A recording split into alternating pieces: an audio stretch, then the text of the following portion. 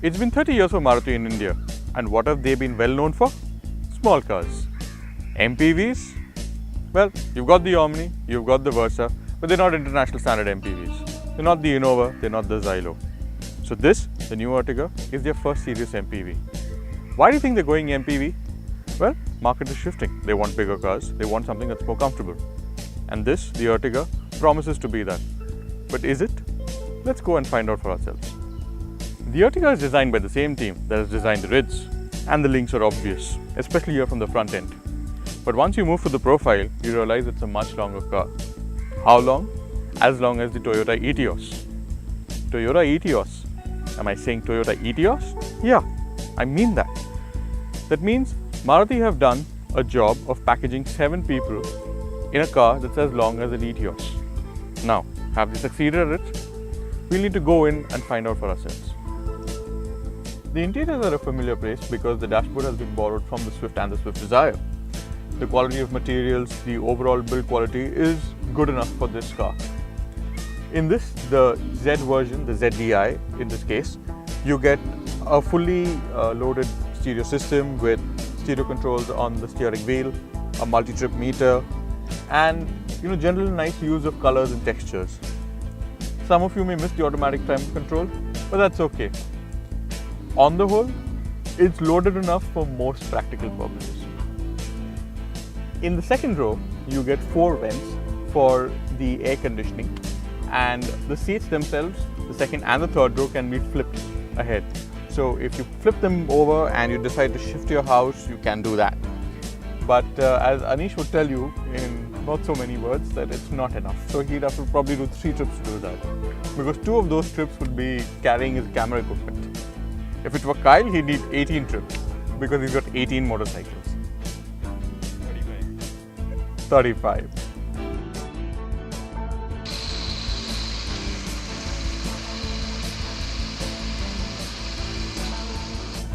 The Ertiga is based on the same platform as the Swift, and therefore it gets a lot of car-like driving characteristics. Unlike its competition, the Xylo and the Innova, which are rear-wheel drive and based on a body-on-ladder chassis, this is front-wheel drive and is a proper monocoque, which explains why it handles a lot like a car. But of course, at its absolute limit, you have to have some amount of restraint because the tall body and the higher weight don't let it behave in the way you would probably expect like a Swift would. The Ertiga comes with a choice of 2 engine options. A 1.4 litre petrol, which is a new K-series engine that produces about 94 bhp, and a 1.3 litre multijet, which produces 90 bhp. This one comes from the SX4. What you're driving today is the 1.3 litre multijet, and at the absolute bottom end, it could do with a little more torque, and the turbo takes a little too long to kick in. But once you pass that, it drives very well. On highways, when you're cruising at speeds of 80 or 100 kilometers per hour in 5th gear, the car has enough reserves of torque to keep you moving along with the traffic. Both the diesel and the petrol come with a 5-speed manual gearbox.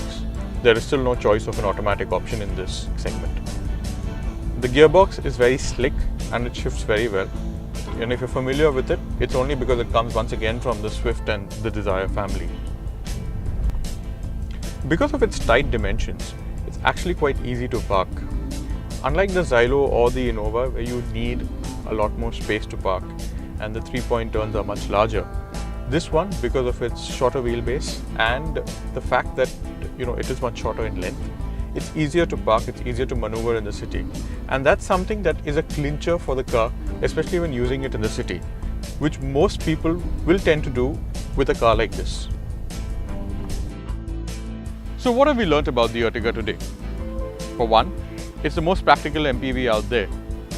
Its size, it drives like a car, and it's easy to park. 3 key advantages over cars like the Innova and the Xylo. So if you're looking for something much larger, those 2 cars make more sense. But for most practical purposes, the Ertiga should suit you very well, especially for people like you who are looking to upgrade from a hatchback to something larger. So then, the Ertiga, without a doubt, is one of the best cars on sale in India today.